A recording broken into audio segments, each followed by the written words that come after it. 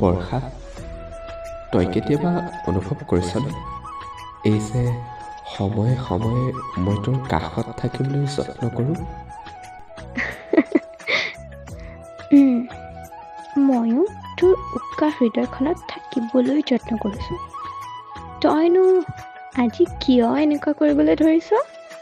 কাৰণ মই অনুভৱ কৰিছোঁ যে তোৰ লগত থকা মুহূৰ্তবোৰে মোৰ জীৱনক আটাইতকৈ মূল্যৱান কৰি তুলিছে।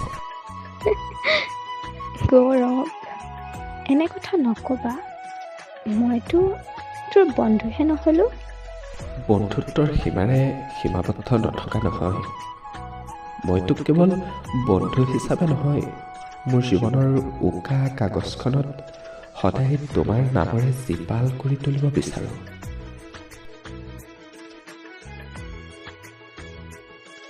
গৌৰৱ, যদি মই কওঁ যে মই এই কথাবোৰ শুনিবলৈ সদায় অপেক্ষা কৰিছিলোঁ, তাৰমানে তাৰমানে ময়ো তোমাক সেই বিশেষ অনুভূতিৰে দেখাৰ আৰম্ভ কৰি দিছিলোঁ।